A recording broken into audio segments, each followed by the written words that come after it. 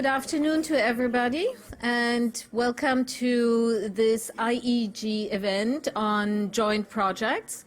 I'm very pleased to welcome all of you here in the room, as well as our online audience that is following the discussion. And we will be tweeting about the event to spread the discussion, the insights of the participants even further. The hashtag is WBG Joint Project. So for those of you who have a Twitter account, please feel free to join the Twitter storm that we want to bring up. I want to welcome our panelists, Jean-Claude, Nena, Lawrence Carter. I don't see him yet, but he's supposed to join us in a short while as well. Sarvesh and Elona, who will be discussing the findings of this evaluation we've just completed. It is focused on joint projects. And when you think of the agenda, maximizing finance for development, a lot is being talked about around how do we mobilize private sector, how do we mobilize the resources, the finances from the private sector. There's an element a little bit less talked about, and the impact that can have on reducing the public sector debt and increasing debt sustainability. But ultimately, there is a big question about how do we deliver this together. I assume a number of you were at the event last week on Managing for Development results that presented a number of examples that are being implemented right now and that are all about how colleagues from across the institutions can work together. It is a topic that we in IEG have been looking at for many years now. All of our major evaluations cover all three institutions, and we try to take stock of what has been the contribution of each of the institutions and have they sort of like come together in some form or manner. By the nature of the approach, very often we end up finding sort of very high-level issues around, the incentives, institutional limitations that hinder colleagues from the three institutions to collaborate and collaborate well. So this particular study we've done, and Aurora, my colleague, will be giving a presentation on the findings in a short while, really looked at joint projects that were implemented together by the three institutions, very much with the intention to understand what has helped, what has hindered them, and what does that mean for the future. We started this effort before MFD even was a thing, and so we're very happy to have something very timely to contribute to the discussion and further it. I would like to first of all invite Nena, who is our co-host, to give some welcome remarks, and then Aurora will do the presentation, followed by the panel discussion, which my colleague Jose Carbajo will facilitate. Thank you. Welcome, Nena.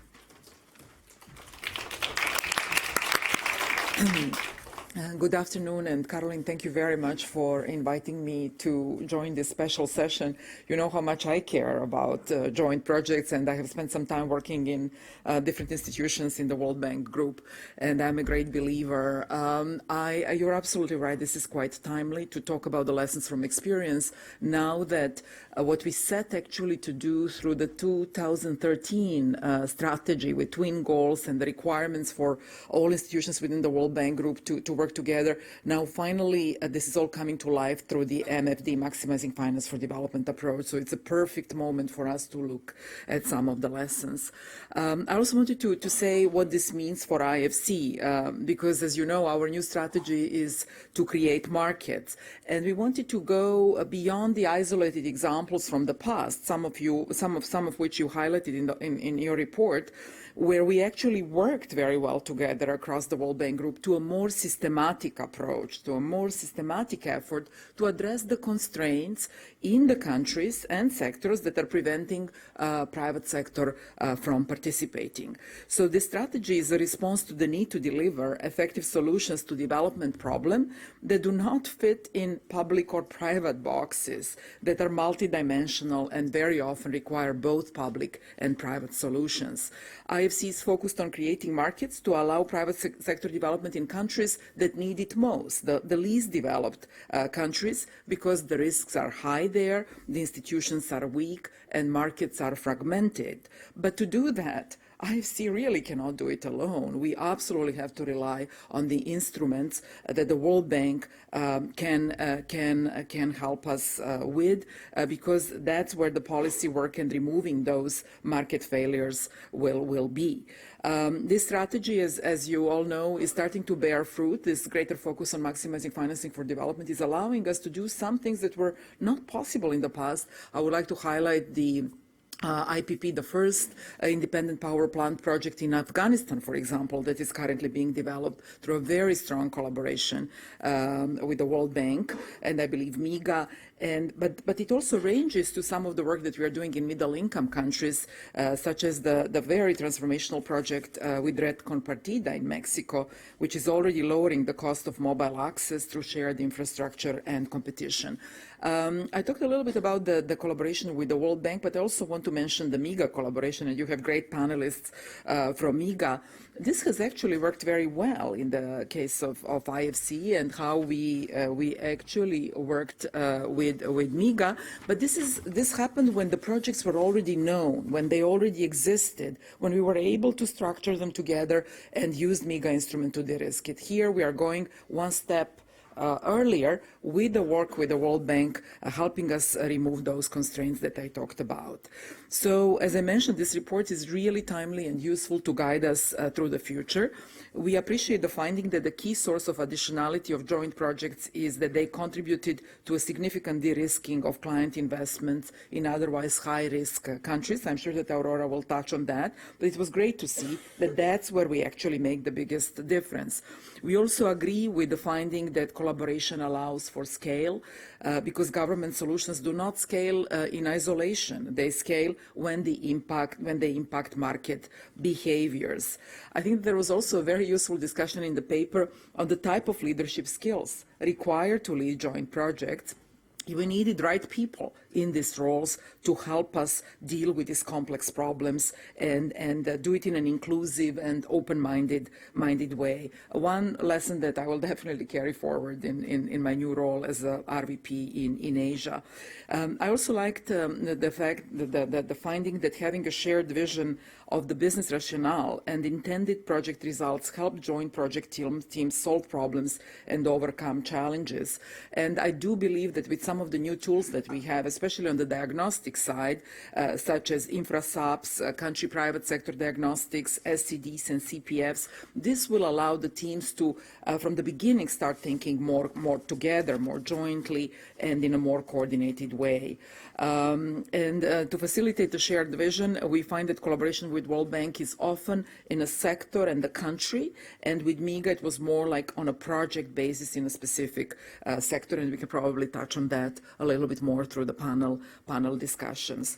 I also wanted to say that leveraging some of the lessons from the past and looking forward, we have built some organizational tweaks in IFC to allow us to deal better with our World Bank and MIGA counterparts. My role, for example, is one of the ways, and you heard our CEO talk about that, to have actually a single point of contact for all the complex discussions on what has to happen at the country and the sector level. So I'm very excited about that. I also want to highlight some of the new instruments that we didn't have before. So it would be interesting to learn from the the lessons from the past, but also be aware that we now have either private sector window, a large de-risking set of instruments, and some additional capacity to do advisory services in IFC through creating markets advisory window, that in combination with the diagnostic tools that I mentioned are putting us really in a very different position than the one where we were in the past. That's where I'm hoping that we will get to more systematic rather than ad hoc examples of collaboration. And finally, I really appreciate the caution in this report that jointness is not a panacea and cannot ensure successful project outcomes. Nonetheless, I think that joint projects can be powerful and creative tools, accelerating beneficial outcomes as and when specific conditions permit. By learning from 2 decades of experience, we can certainly deliver more powerful, creative, and beneficial outcomes for our clients. And as I already said, we have no excuse not to do it anymore, because I believe that we have a range of new tools and instruments, from diagnostics to financing to advisory services and organizational setup, that will allow us to do a lot more than what we have been able to do in the past. And now I look forward to the presentation and also an exciting panel discussion. Thank you.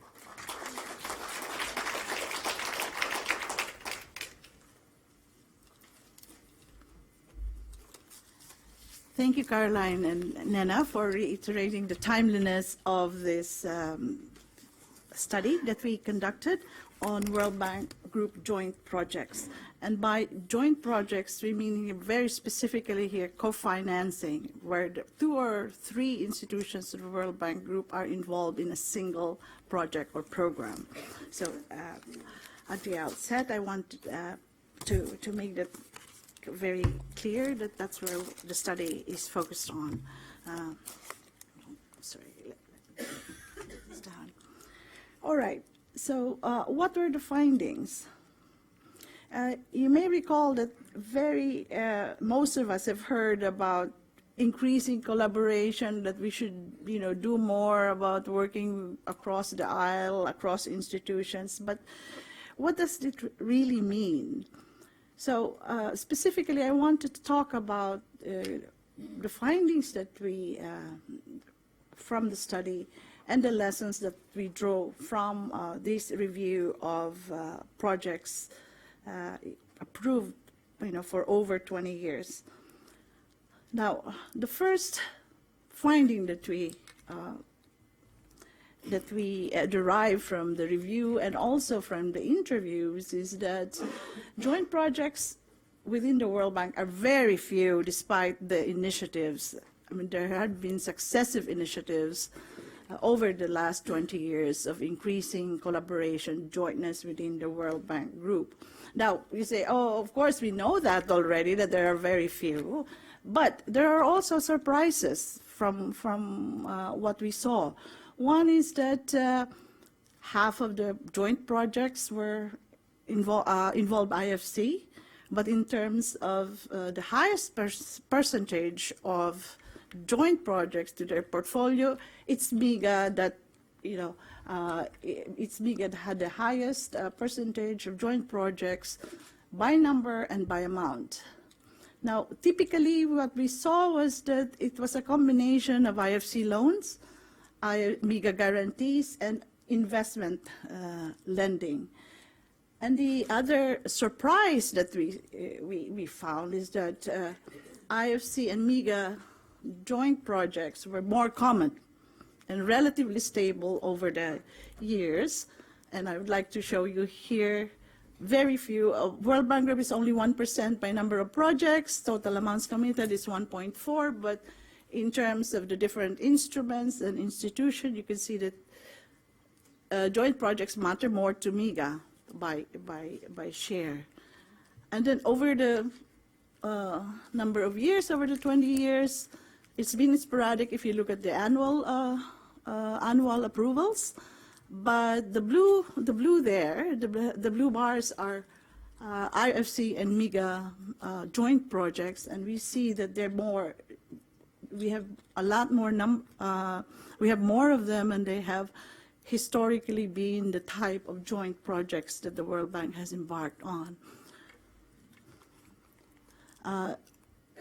However, if you we look at recent events or recent years, there indeed has been more joint projects approved in the last 5 years, meaning 11 to 15. Now, the second, having said that there are very few projects, joint projects,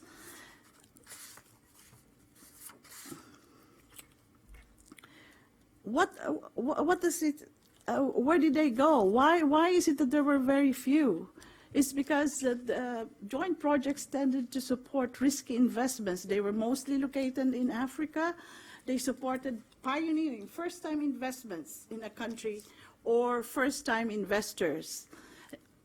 We saw that many of these joint projects were complex, and not only complex, but complicated. For example, we had a joint project between IFC and MIGA that was cross-border, where it was located near the border of another country, and complicated issues that it went all the way to the International Court of Justice for some reason. So there were a lot of complex and complicated transnational, complex and complicated transnational projects.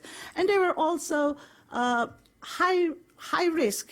The environmental and social risks were quite high. Most of them were category A. So if you look at this chart, you see that you have more category A joint projects than non-joint projects. You have more of them in infrastructure, and more of them are in South Africa, sub-Saharan Africa.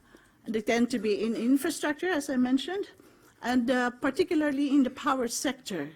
But at the same time, you see that you have financial sector, joint projects in financial sector too, and indeed they also go to high-risk types of projects because especially credit lines to micro and SME clients, and also to finance low-cost housing. So these are the kind of profile that we have by sector. The third thing that, notwithstanding all of that, the third thing that we found is that the effectiveness is quite unclear. We don't know. And why? Because we still have a lot to do as a World Bank Group of tracking them well, making sure that we have the right definition, and we don't have yet a common framework for evaluating projects from a one World Bank Group perspective. You have different evaluation frameworks for different institutions, but not looking at all joint projects from the entirety. We only, from the 112 projects that we saw, there was only one project that was evaluated from a one World Bank Group perspective. So there's a lot more work to be done in this case, but on the other hand, this shouldn't deter anybody from, we're not saying here, this should not deter anybody from the fact that, you know, the outcomes are not clear, the effectiveness are not clear. If you look at the where it went, these are exactly the kind of interventions that we want as being highlighted, the strategy, risky places that MFD is trying to maximizing finance for development wants to do, and also the IDA private sector window as well. So this gives us hope that there is indeed value added of joint projects. Now, what were the lessons that we found? First of all, and I want to preface my presentation of the lessons as these lessons are quite mundane. You know, in many ways, you probably say, "Oh yeah, we know that already," but then it is actually quite important to realize that certain things can enable us to do better, to do more of this joint projects. Yes, it's difficult because they are in difficult places. Yes, the transaction cost is high because we have to coordinate a lot of things, but it can be done. Now, context is, we know that they have high value added to high-risk situation, but it also helps if you have staff who had already been involved in joint projects before, or they have worked in other institutions of the World Bank Group. It just lessens the transaction costs. They know who to call, so it just that's what we saw. And when we looked at the different TTLs, for example, of these joint projects, we saw that most of them came from other World Bank Group institutions. So they've had 2 or 3 more experiences prior to doing other joint projects. Now, purpose, we should be very clear what the business case is for having 2 or more institutions of the World Bank in a single project. And it's not just about getting this transaction through, but making sure that the outcomes are shared by the team members. And as I mentioned, and the last thing I want to point out here in terms of the purpose is, let's not forget about the client. We found when we interviewed some of the clients, they actually need more help from us to be aware, to know more about the array of World Bank Group products. Some of them don't even understand what PBGs are, or project-based guarantees, and we've, one of the examples that I like to highlight is that there was a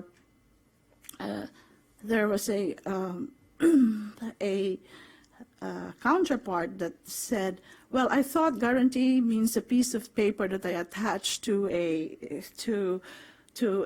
contract that says, well, we're going to pay you, and that's it. But never aware that what project risk guarantees really entail. So I think we need to do a better job explaining to them and how they can be blended to work and meet their financing needs.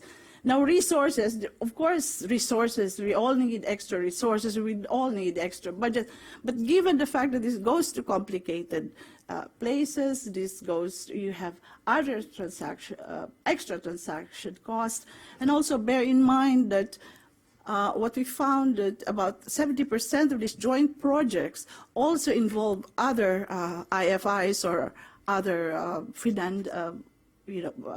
public financiers. So there's a lot of coordination internally, there's a lot of coordination externally as well. Now, the other thing that I would like to emphasize here is, and going back again to the third finding about not really sure about the development effectiveness or the outcomes of this joint project, is that we do need to invest a little bit more on M&E. And looking at it from a one World Bank Group perspective, and having a framework, a common framework for evaluating these projects. Process and the structures, clarity of roles and responsibility throughout the project life. Because if one World Bank institution, one of the institutions leaves, who takes over the responsibility? So we'd have to look at it throughout the project life, not just through getting it approved. And the flexibility, adaptability of certain processes, there's a lot that we can do more to improve on our current processes. And I know that there have been a lot of efforts in doing this already. Now, this is the soft part of it. And it's a bit tricky to actually to mention this, but this is also what we found, and through the workshop that we conducted with people who have already, with staff who have already 2 or 3 joint projects under their belt. And they say, really, personality matters. You've got to have somebody who is inclusive, who can go beyond their institutional concerns and reach out to, across the street, across institutions. And again, this goes to what I also one of the findings, that we see more collaboration begets more collaboration, that people have been involved in joint projects before tend to do more of this kind of thing because they already know how to navigate the difficult path. So finally, implications for World Bank management going forward. Nevertheless, despite the difficulties, there are certain things that we can do. And, you know, most of them, again, are pretty mundane. And you say, oh, okay, we've heard that before. Be realistic. Give us more budget. Have all of this. But it really is important and crucial if we want to do more of these joint projects. It's difficult. It's challenging, but it is where we can get has the most value added for our clients. And again, there are a lot of things that we can do to be able to encourage staff and with the continued support of management to have more of these joint projects and make sure that they're effective and have the desired outcome. With this, I'd like to turn over the floor to Jose and start the panel discussion.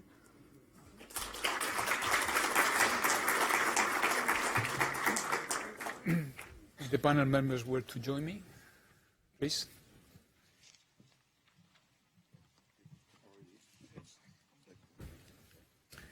So I think we have all of the members of the panel except for one, Lawrence, but he told us that he had an important meeting.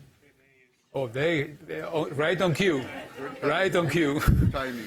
This was prepared, by the way. You know this. Thank you very much, all of you, for coming here. Now we go to the interesting panel discussion on this interesting topic. Before I introduce the panel members, let me do a couple of housekeeping things. All of you and people who are following us online can submit a question to the panelists using the www.pollev.com/IEG now. And you can also follow the live chat on Twitter with the following Twitter address, #WBGJointProjects. Okay? So my name is Jose Carvajo. I am the proud director of the department in IEG that produced this report, which in a way was, by chance, advanced a little bit, preempted the whole discussion of the MFD and the cascade approach, because it really targets, as you know, the importance of joint projects. In the World Bank Group, the way I'm going to run this panel is the following. I'm going to introduce one by one the panel members and ask them a question, so that they will give them the chance to express their views on this important topic. And after that, I will open the questions to the floor, and I will also be picking up through the screen questions that might come up from Pollev. So really, really grateful to have this powerful panel. I always like panels that have a combination of ownership and management. So Jean-Claude, you represent ownership, and consequently we should start with you out of courtesy. So it's my pleasure to introduce Jean-Claude Chao-Chuan, who is the alternate executive director for a number of countries, Benin, including Benin, Burkina Faso, Cameroon, Cape Verde, and others. Prior to his current position, Jean-Claude served at the bank as senior advisor to the executive director of the same constituency group between 2003 and 2016, and also as country economist. Very good, Jean-Claude. So I think that we should pause a little bit and take stock of the findings from this report. And I would like you to concentrate on one thing. If this is important, the idea of having joint project is particularly because it's serving client needs. So I'd like you to give us, from your vantage perspective, sitting at the board, how much value do you place, and particularly our client countries, place in joint operations? Thank you, Jose. Let me first thank Caroline for inviting me for this IEG learning event on how to work as a one World Bank group. I would like also to really commend IEG for this timely and important report. which shows that despite all the, the initiative taken, the share of joint project really represent a very, very tiny share of the, the World Bank Group portfolio. So for me, representing IDA and FCS country, mostly IDA and FCS country at the World Bank Group, really we cannot be satisfied with this, with this number. And really we need to increase, really the share of joint project in our portfolio. Not because, we think that joint project at panacea. I think the report really explained why. But because we think that, really the development paradigm has shifted.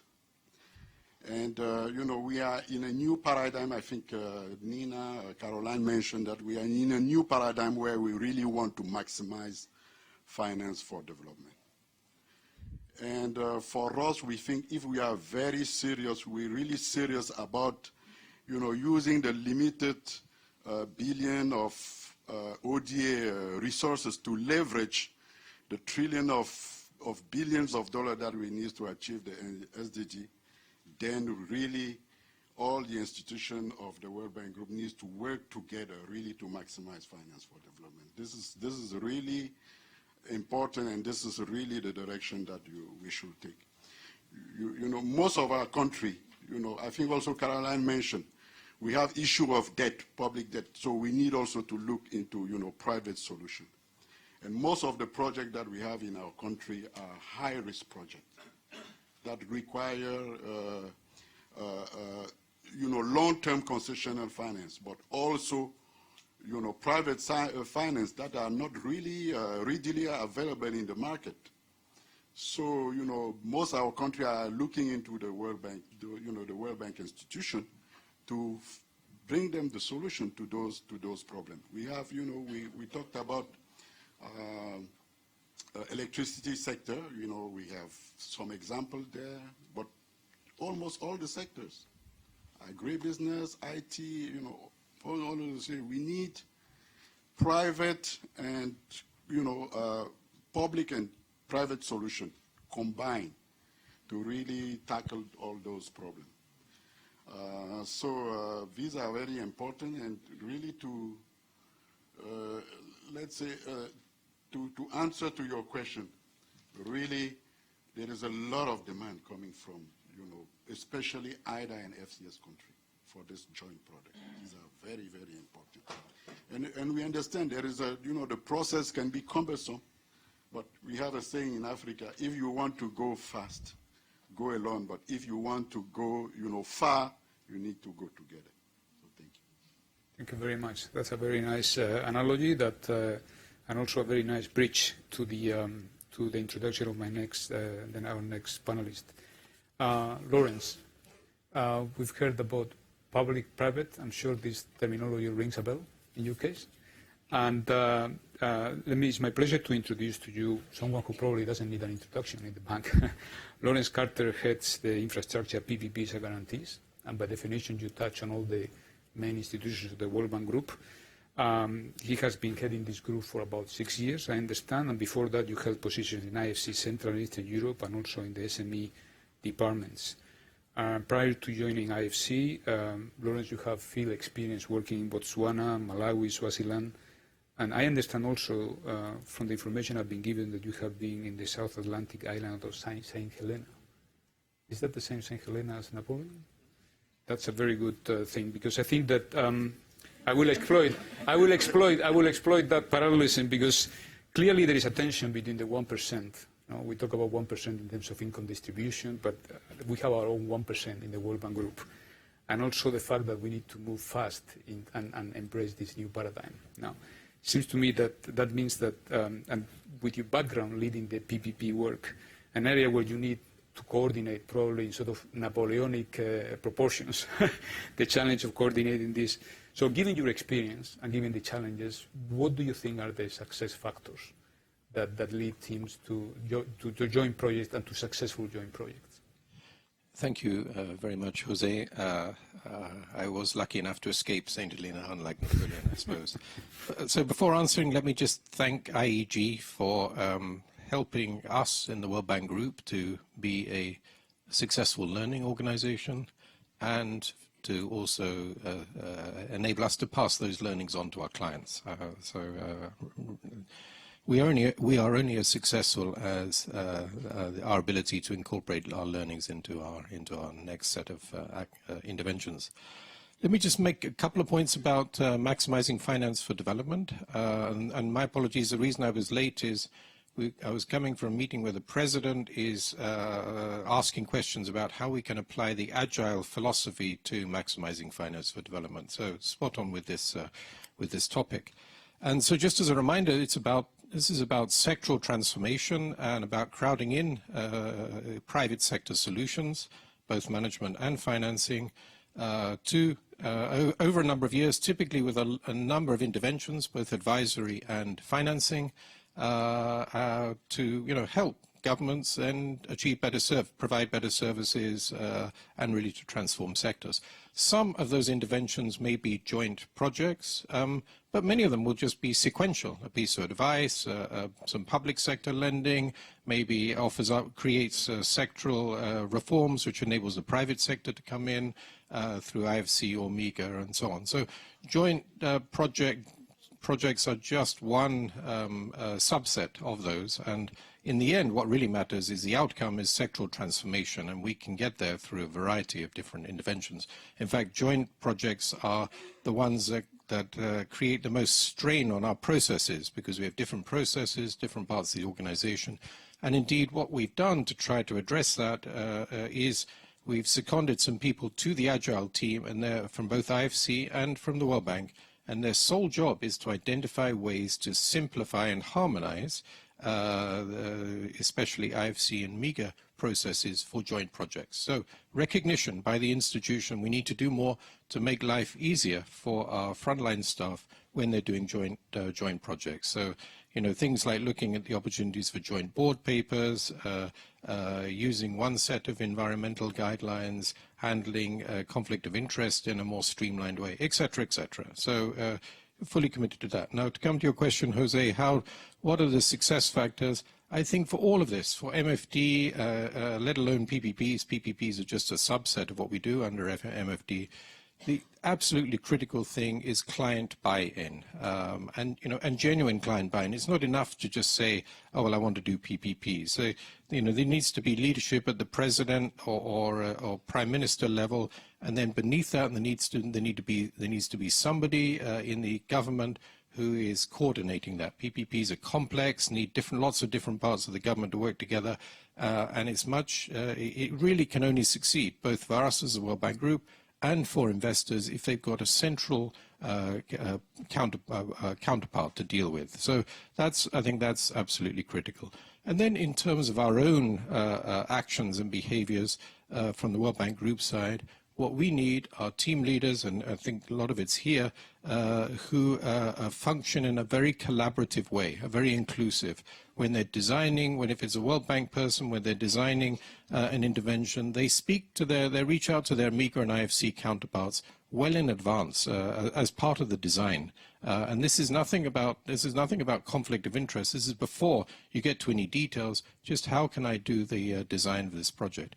If you're the IFC or the MIGA staff member, you're talking to your World Bank counterparts to see, well, how can my project fit in with a broader sector reform? So I think it's incumbent on all of us to stick our heads above the parapet, to look beyond our individual project and look at how our intervention is fitting in with the broader reform of the sector. Because in the end, that's what will really make a difference for the people in our countries. Let me pass it back to you, Jose. Thank you very much, Lawrence. Very good points about both the need for client buy-in and also the strong collaboration inside the institution. And this allows me to introduce my next speaker, is Elona Kripa. She's the head of MIGA Partnership at IFC. And she has been playing this role. This partnership, by the way, focuses on developing joint innovative business development approaches to help unlock private investment, which is all about the MFD. in strategic priority areas. So Elona has a lot of experience in IFC. She worked previously in Central and Eastern Europe Department, global financial market, advisory positions, etc. Now, as good evaluators, Elona, we always like to look for evidence. I think that your partnership, IFC-MIGA partnership, is the closest that we have as evidence as to what works or would not work. So with that experience, your unique experience, that this partnership was established in 2009, so you have a number of years of traction here. Can you tell us more about how the partnership works and what do you see as the critical success factors? So like all my colleagues, I would like, first of all, to thank you, IEG, for inviting me to this event. This is extremely timely. The report has an impact, and I think it's timely because collaboration is more important than ever now under the maximizing development effort, finance effort that we're doing. I think everybody talks about collaboration, but collaboration is not easy. It takes time, it's difficult, but always it has results when it's done right. I think collaboration is changing. Before it used to be simple, opportunistic. Now really has become more strategic, more focused. And really we like to use an example. It's like an intelligent collaboration where every single band players play a unique role, and as a band we can really create something meaningful for the client. And it has shown, IFC-MIGA partnership has shown really results over the past 7 years. It started simply as an initiative in response to the 2008 financial global crisis. And the initiative was focusing on coordinating the World Bank Group response as part of the multilateral Vienna initiative. As we're working together, we started to see really that there is a potential because we are having complementary products, we can de-risk more, we can penetrate more difficult markets, and so on and so forth. So this became really, with time, a streamlined, collaboration into the IFC and MIGA partnership program. So, and the outcome, is very, very, very positive. And I consider this really, really a success story, not because we have, or I've been leading this and, with a team, with champions, with IFC-MIGA, and starting from the management, down to the operation level. But I think we have been successful at operational level. Just to date, we have closed nearly $5 billion, reflecting 88 projects, out of which 55 are in IDA and IFCS countries. Second, we have, at the institutional level, really, we have changed a little bit the culture. We are talking about different institutions, sometimes with different policies, different organization structures, but really changing the culture from top down and bottom up has changed the way we work together. And again, I want to emphasize that collaboration nowadays, compared to 7 years, has really, really changed. We are engaged strategically at upstream level, and it cascades down at country diagnostic work, at advisory, at enabling the environment, and then it cascades down to operations. We streamline processes, as Lawrence mentioned, and as Nena mentioned, and as run the IFC-MIGA unit in the past as well. For all the joint projects, we started to look at the points, where can we leverage on resources? We don't have to double do the work, so the client gets less and less work in terms of the process and in terms of also cost. So we really worked closely with MIGA to look, can we streamline, can we jointly process ENS, IDD issues, can we go jointly to the board? So really, really, this has reduced the time and the cost of processing the project. But ultimately also this was important because we started to change the culture. And I think I would like to believe that we really started to have an impact because with all the positive outcomes on the ground, more and more projects we started to share, within World Bank Group and outside. We started to become a little bit like part of the DNA of staff at IFC and MIGA. Everybody started to get to know that. But I'm saying all of this is that, the whole aim of collaboration is, to scale up with impact where we can have, really, really, really long-term achievements. So I think those were, in terms of success, why the partnership worked. I think, number one, we identified a really sweet spot where both IFC and MIGA and private sector can have a role, de-risking and having really an impact. We really had strong strategic alignment, shared goals, and now it's even more relevant under the Maximizing Development Finance, implementing really the IFC 3.0 and also implementing the cascade where both IFC and MIGA and the World Bank with guarantee products, works. Incentivizing staff, motivating staff, both at IFC and MIGA really was crucial to change the culture. Everybody in the beginning was saying, oh, this is going to be additional work, but with time, we really made it a success story. Are there hiccups, bottlenecks? There are always, but having the trust and the desire to work together, that helps, and being really focused. So soft skills, we call them. Very good. Thank you very much, Elona, for these opening remarks. Clearly, importance of leveraging resources, changing culture, and gaining efficiencies across. My last speaker, last but not least, sitting on my far left, is Sarvesh Suri, who is the responsible for leading MIGA's operations team and the growing guarantee business in MIGA, strategic priorities, especially in fragile states and IDA countries. Now, Sarvesh has a lot of experience on the ground. He held the position of senior country manager for Indonesia, Thailand, and Malaysia. With that background, Sarvesh, I would like to close the loop and go back to the client perspective that has been emphasized across. You have had roles in IFC, in MIGA, so you are very well positioned to answer the following questions. Now, and you have also worked in joint projects in Indonesia, for example. Considering your on-the-ground experience and your current role, what are the challenges that you encounter when you are designing and implementing joint operations? So thank you so much for inviting me to this eminent panel discussion, and on a topic which, as everybody has mentioned previously, it's a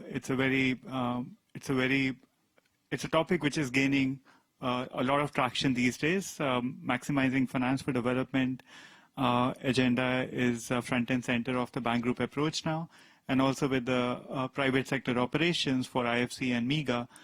All the projects that we will be able to undertake within the facility per se will have to be joint. So in terms of the impediments that I have seen from my experience in terms of taking joint projects forward, I would say are three key impediments. The first is knowledge about products and services of the three institutions. So as Jose was mentioning, for 15 years I was at IFC before I joined MIGA a year and a half back. I had worked on projects where we had joint bank and MIGA projects in Indonesia and elsewhere before. But I have to say, until I actually moved to MIGA, I did not realize we were working on the same projects, but the risk-return profile of each of the instruments that different parties brought to bear was so different. And I could not realize it while I was at IFC. I only realized it once I moved at MIGA. And I think there was a statement on the slides here which resonated with me, that typically you have joint projects, people who worked across institutions.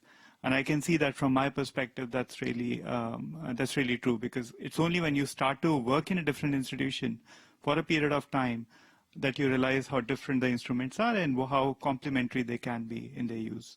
So I think the bank group is working a lot in terms of increasing knowledge about various products and services across the staff in the three institutions in a variety of ways. And maybe Lawrence can talk about it. In the Maximizing Finance for Development agenda, there's now a president's cohort of people at practitioner levels who are leading infrastructure and other projects, who are now working from MIGA, IFC, and the World Bank across institution to gain experience. That's one. I think it's a very complementary effort there.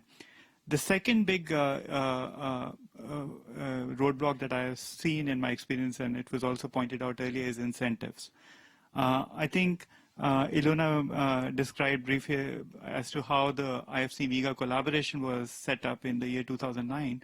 But along with doing that, a very big factor that played into the success of this initiative was that IFC started to look at mobilization as one of the targets. of how investment officers and how the staff on in the teams was being evaluated. So when I was a head of IFC in Indonesia, for me to shell out $1 of MEGA guarantee counted exactly equally to shelling out $1 of an IFC loan. This was not the case for a World Bank loan in my case. So for me, between IFC and MEGA products to sell to our clients, it was in my best interest to make sure that I sell the best product forward to the client. There was no competition in terms of my own achievement of my own goals there. So again, I think under the Maximizing Finance to our Development agenda, I know that there's been one very big work stream on creating incentives to promote joint projects, and that's also a very key initiative. The third thing, which I think is also was touched upon both by Lawrence and Ilona, is individual institutions' policies and procedures. So I'll give an example. When I was in Indonesia, we had a client called Indonesia Infrastructure Finance. It's a joint project in which not only IBRD and IFC played a strong role, but also we had DEG, FMO, and KFW in the same institution. So the CEO actually told me once that his environment and social procedure and his integrity procedure is exactly a copy of all the procedures of all these institutions put together. So if, for example, and it was becoming very difficult for them to operate in an environment where they had to comply with all these policies of all the institutions, so their own policy manual was basically much more tougher than any of our institutions as such for infrastructure financing. And then they had to compete in an emerging market environment, competing with other financial institutions. That made it very, very difficult for them to actually implement projects. So I have to say this, that, in one of the first meetings Axel had when he took over as the East Asian Pacific VP with the CEO mentioned to them. And IBRD decided that because the company was actually competing in the private sector agenda, as long as IFC's policies were compliant, they were willing to, at least on the environment and social side, I think IBRD decided to let IFC take the lead on environment and social practices. And that helped the company a lot in terms of delivering projects. So what I'm saying is between IFC and MEGA today, we have an ability, as Elena was mentioning, that anytime a client comes to us, MEGA relies on IFC to take lead in due diligence matters as well as in compliance issues around these matters. And we should be able to rely on each other's policies and procedures. So for a client, it's equally easy to take a MEGA and a joint IFC project forward versus an IFC project in itself. And maybe we can also establish procedures and policies that allow us to, if all the three institutions are in some projects, to allow us to use one of the institution's policies and procedures and take the lead there. And I have to say, again, this is something that the bank group is working on. In the new established guidelines around the IDA private sector window, it's very clear that although IDA would be funding that, and they would need to take specific board approvals, but in terms of all policies and procedures, IFC's and MEGA's policies will actually comply. So, thank you. Thank you very much, Herbert. The points that you touch are already showing up in the poll questions. For example, there was one about ENS supervision on joint projects, exactly, and why is it that the people have to follow different methods and different guidelines. But now this is the time to turn to the floor, and for the Q&As from your side.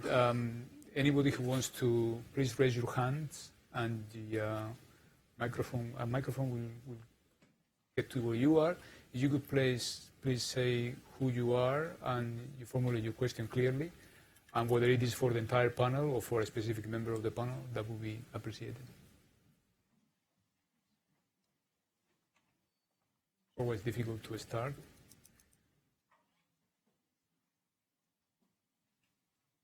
No taker? Okay.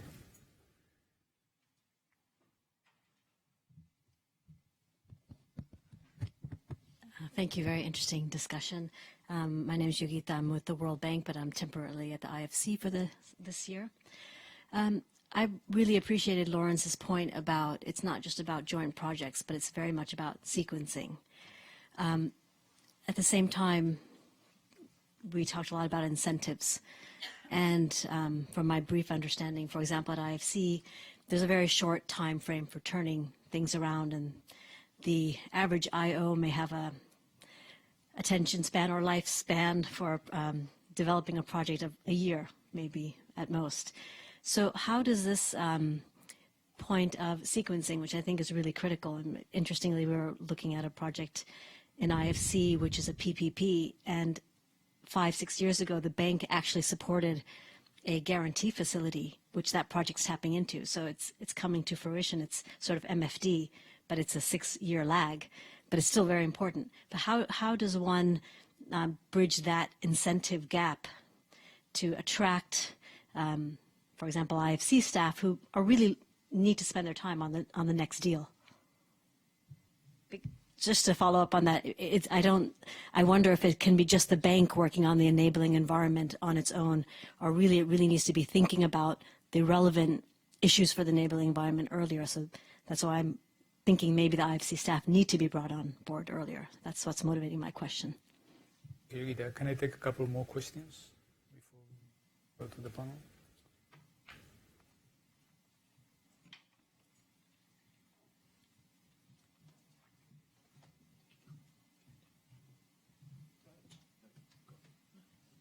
Thank you. It was a great panel and also great findings and a timely report. So the question is on the data and the analysis.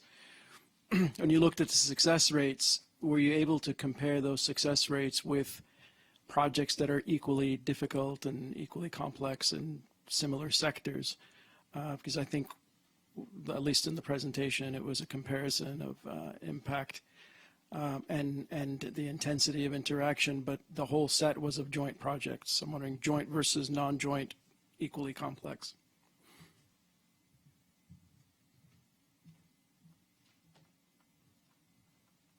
Okay.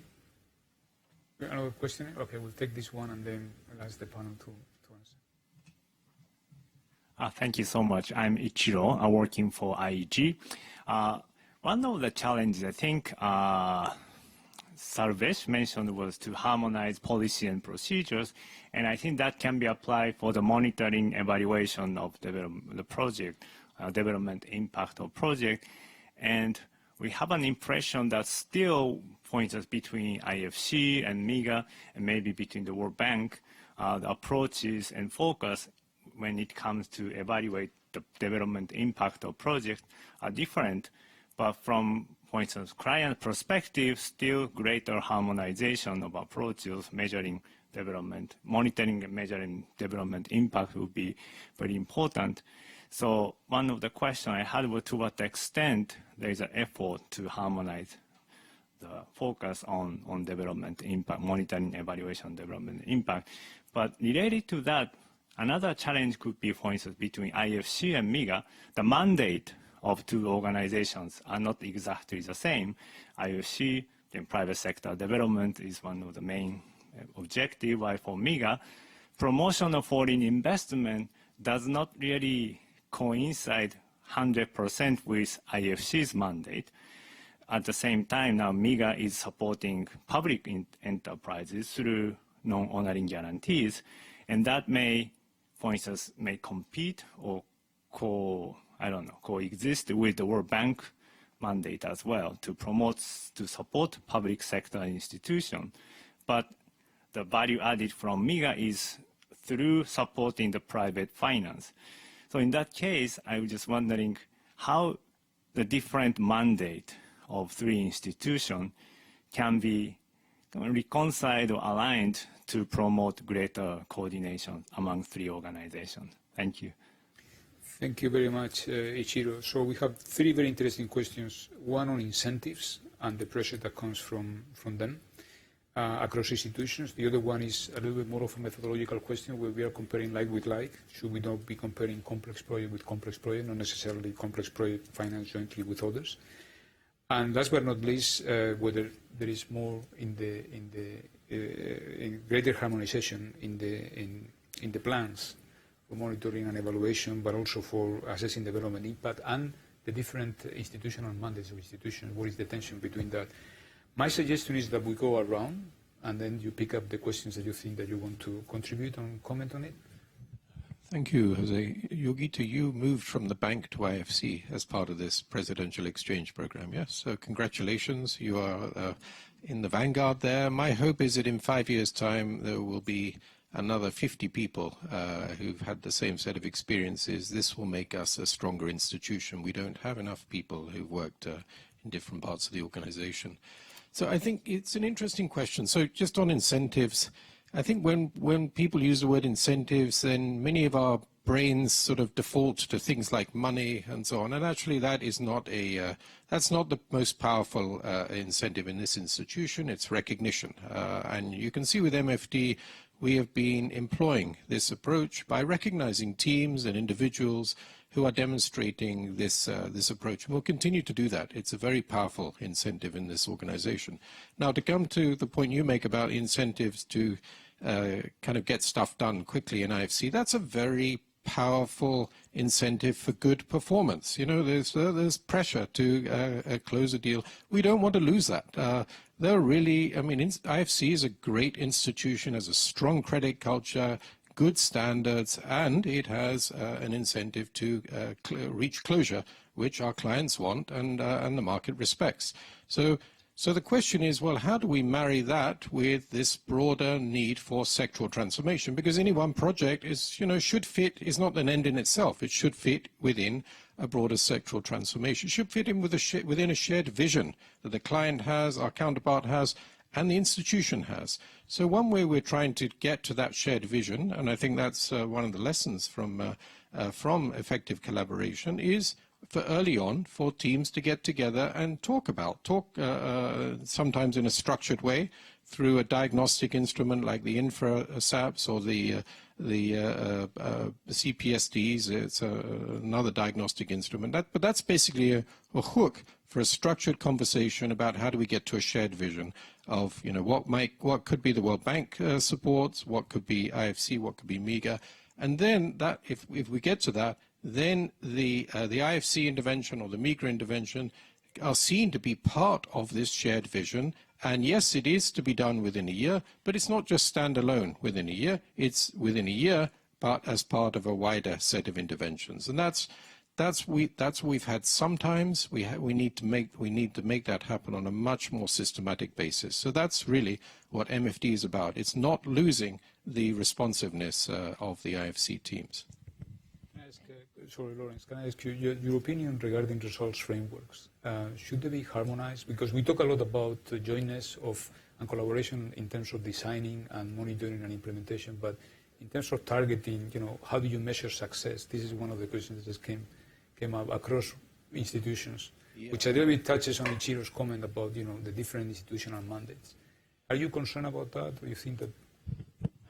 Yes, I am, but I'm out of my competency zone to talk about how we might get to harmonized results frameworks. It's a difficult one, and I think part of the problem is that we're very project focused in this organization, and some of the most interesting results are not associated just with an individual project. Really, it's a cluster of interventions. You know, I come back to the notion of sectoral transformation. Any one project is unlikely to achieve sectoral transformation, but a cluster of interventions over 5 years might do that. And our systems are not very well set up for that because our systems are very project-based.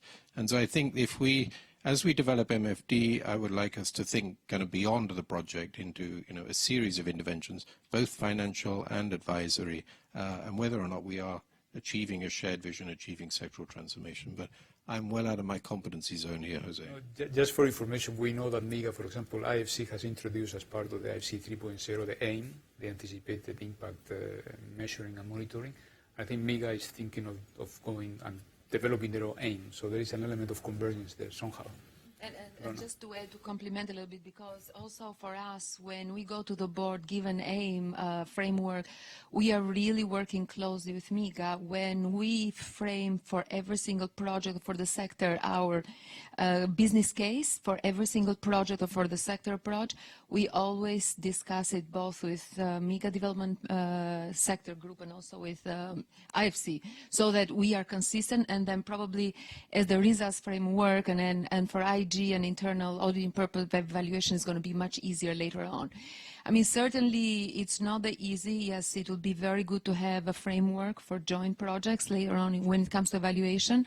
We have reached now the point when we have been evaluated for joint projects internally and externally, and sometimes have different point of views, but then we are going to the right direction, and that will be extremely helpful for all of us up front and also at the end to look at the outcome. I just wanted to complement to what Lawrence said and share the experience of what we had with IFC MIGA. The earlier, in terms of engagement, jointly, the better it is. The most successful story of us in terms of collaboration, sometimes with collaboration we've included the World Bank in our joint projects as well.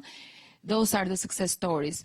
Also looking at sectoral approach, like we did Nigeria, Power Action Plan, Mozambique, Nepal, everywhere, where I'm talking about 4 or 5 years ago, every time we sit down, we did the diagnostic work at sector or country level, we identified the projects, we identified also the joint projects. That was fantastic. It helped us with processing and incentivizing stuff, basically. So thank you. Thank you very much. Maybe just on the question, if, you know, on the enabling environment work, if IFC can be, you know, can be brought in earlier, just to say that that's really the thinking today, because, you know, we trying to work on a World Bank Group DPO in Senegal, for example, where we'll have the World Bank and IFC together working on a DPO, and this is something new, and really that's the direction that we want to see. Thank you. I think just wanted to complement what you were saying, Jose, in the sense that IFC has established the AIMM framework, which is now being piloted and will be operationally, I think, 1st of July onwards, where each of the projects is measured on a two-way axis on development outcomes and market creation. MIGA has taken the same approach. We are developing our own framework, which we just actually shared with the board yesterday, where we are taking development outcome on the y-axis, and on the x-axis we are looking at foreign direct investment mobilization, which is in a way very similar to the approach IFC has on the AIM framework, to build on that, but also then complements the question which came in from somewhere around, you know, the different mandates of the two institutions, IFC and MIGA. Thank you very much. I'm not sure, thank you for all your answers. I'm not sure that we have addressed Magdi's question. maybe the author of the report, if I can delegate on you, Aurora, to comment, so as to not to leave any question behind. Magdi, thank you for the question. We actually tried at first to do a comparison, but at the end, there was so much difference between the nature of the projects. What I meant is that we could not establish that if it was not joint, or the results were actually giving us a lot of noise. In other words, I mean, to put it simply, the results were giving us a lot of noise. So what we wanted to do was just compare within the same structure. So comparing joint lessons from within the joint projects and not doing a contrasting thing, because there's just too much noise in the data. I'd just like to add about the sequential and the parallel things.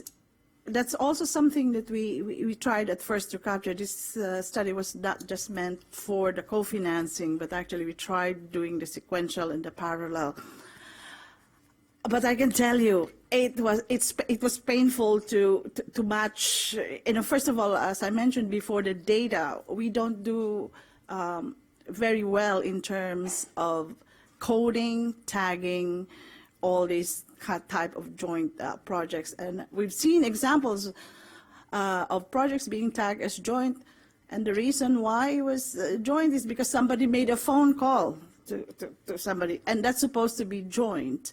So, and the sequential, sometimes you have 10-year period gap, 15-period gap, so it was very difficult to handle. But I think eventually we will, we can take a look at that too, the parallel. But for this purpose, getting this study done on time, we concentrate on a very narrow definition. Thank you. Thank you very much, Aurora. I would like to introduce now, I'm going to ask a couple of questions to the members of the panel, picking them up from the POLEV.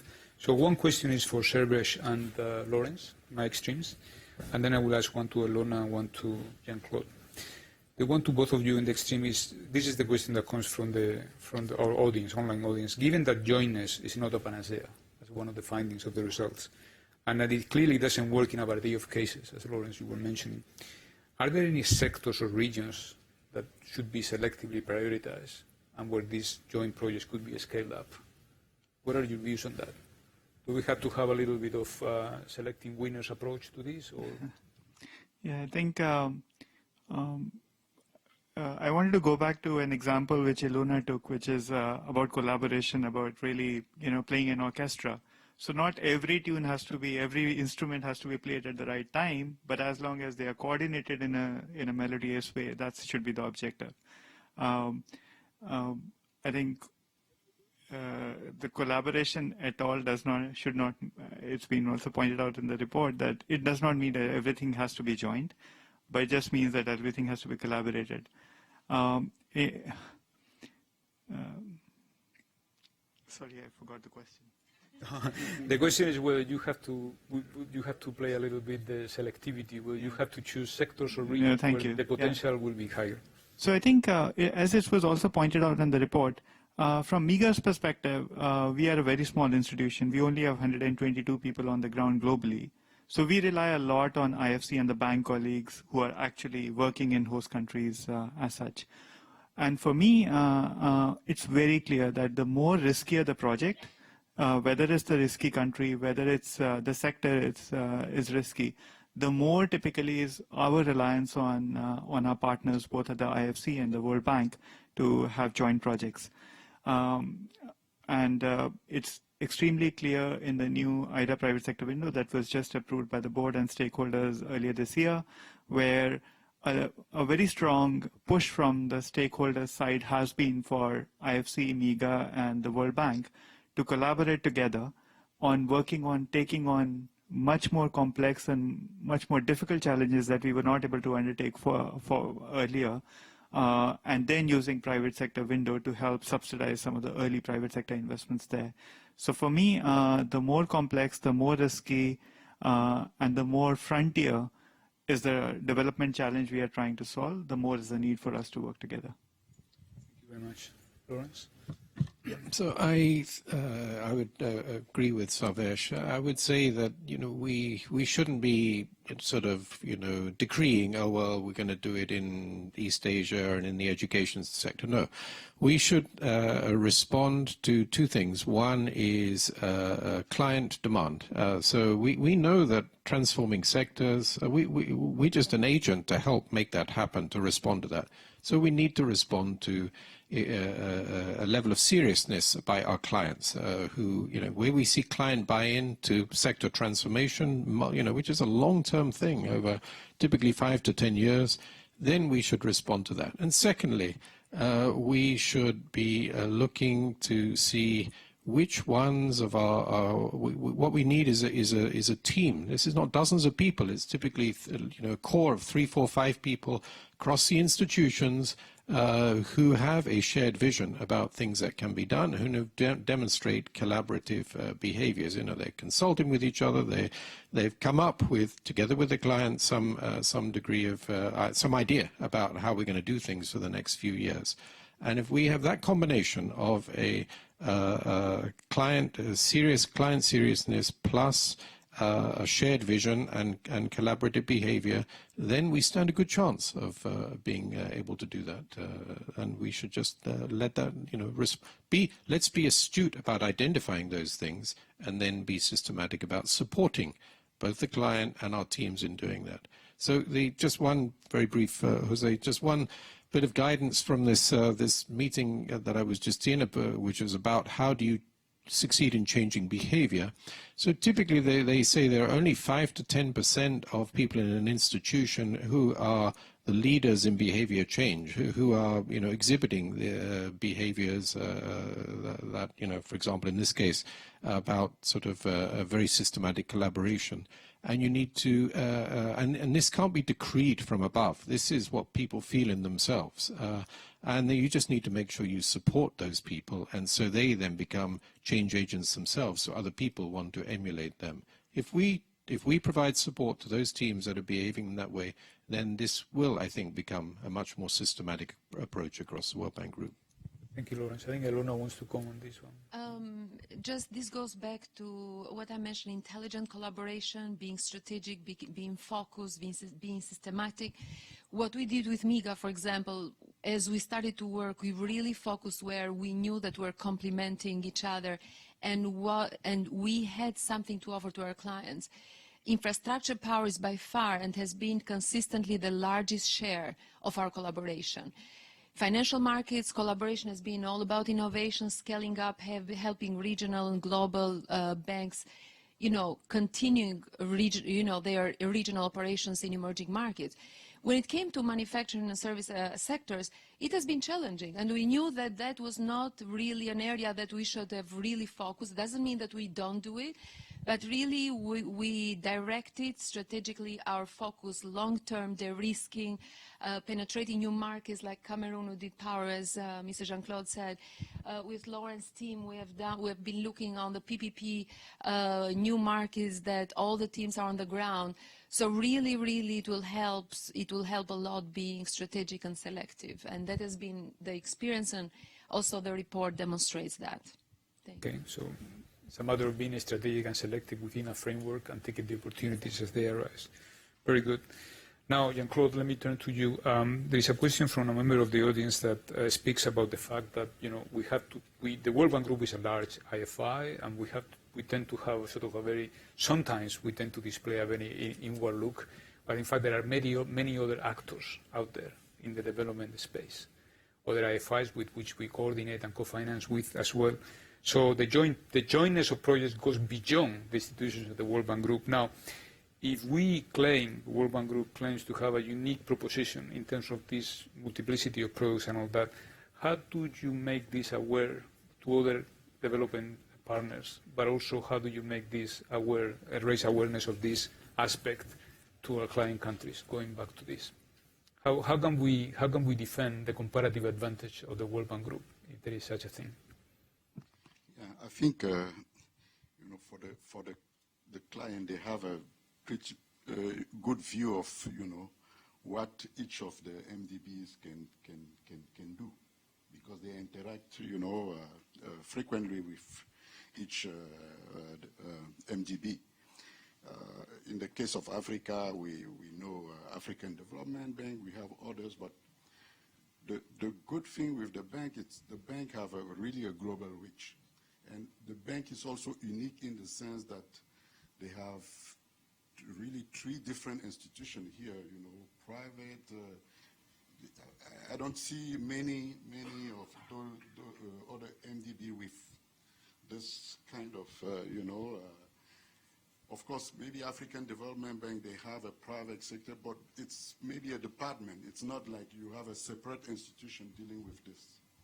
So, I mean, the comparative advantage is there, and I think most of the country that we represent, they know that. And also, we have the presence on the field. Maybe MIGA is a little bit different because MIGA is not everywhere. And what we're seeing now, we're really using, the spring meeting, the annual meeting, to really have meetings, between MIGA and our client country to explain, really what MIGA can bring to them, and also how the three institutions can really work together to bring solutions to them. So that's really. Very good. Thank you very much for your answer. Can I then return to the floor and see whether anyone has a question itching? Andrew.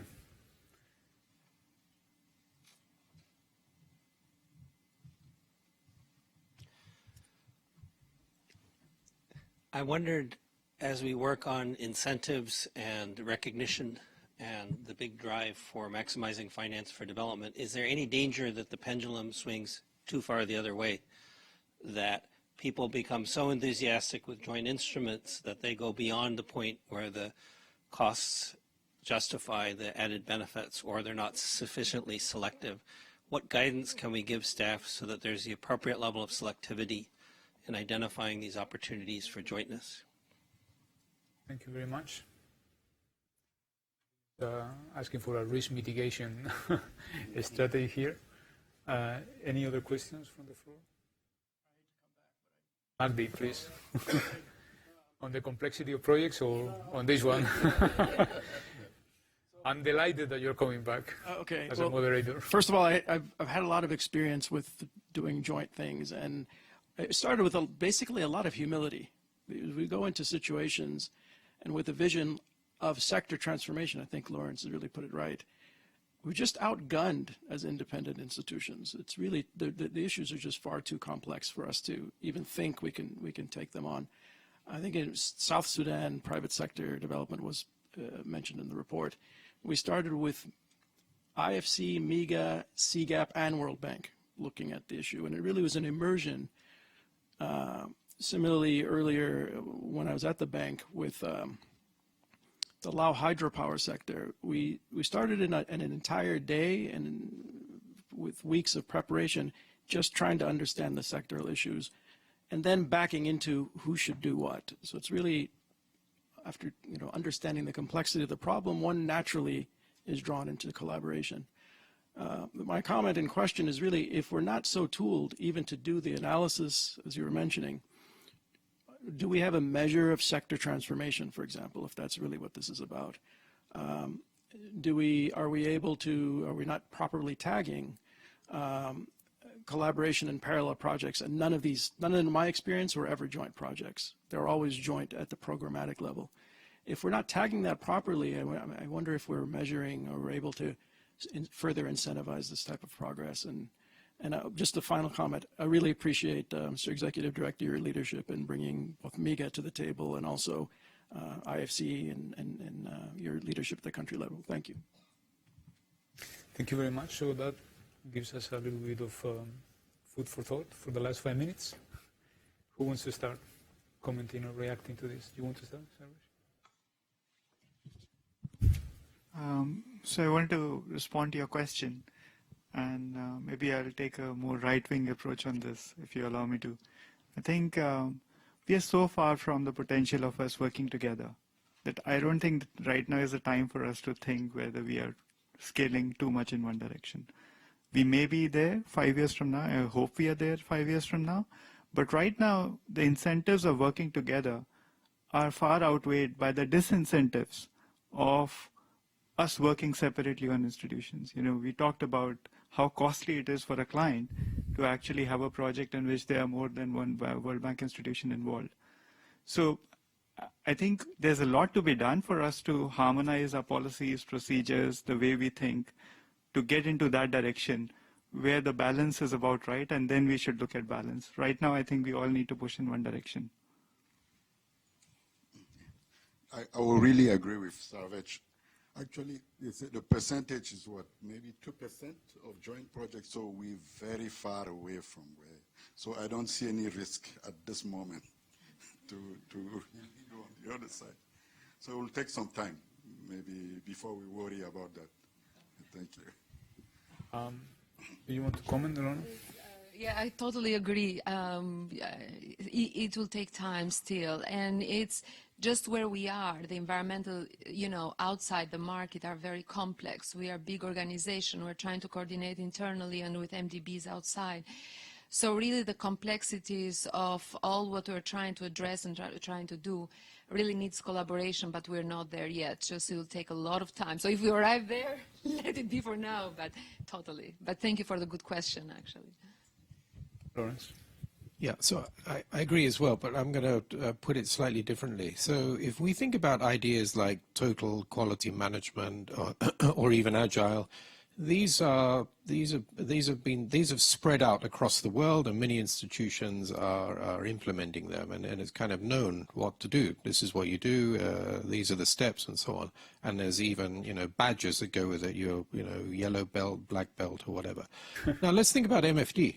MFD is a pretty cool idea. It is a really exciting idea, and I would posit that we fast forward 10 years, and I think that this idea should be picked up by all actors in the development space. This is an idea that is very attractive to shareholders, to stakeholders, to governments, to the private sector, everybody. So it is incumbent upon we're the leaders in this idea. But there isn't a magic blueprint. There isn't some buried in some dungeon, the list of 4,000 things to do to execute MFD. Our job is to use one of those dreadful words, co-create the processes. So we've got the concept, we've got the idea, we know where we're going, but there's a lot of details to work out. And there's no master wizard who knows all these things. Our frontline teams need to be doing that, need to actually figure out the answers to some of these questions. And we need to give them the space to do that and respect their suggestions, incorporate them, make sure they're shared across our institution. If we do that, then I guarantee you the other development institutions will be picking that up. So that's the excitement. That's the stage we're at right now. So let's get on and make sure that we do that in an appropriate way for our clients and our staff. Ladies and gentlemen, after this inspirational and aspirational statement by Lawrence, I don't think that I could wrap up this session any better. I just want to thank all of you for being here, the presenters and the ones that have provided the opening remarks, people who have followed us online, and last but not least, I would please join me with a show of hands for these members of the panel that have been very good.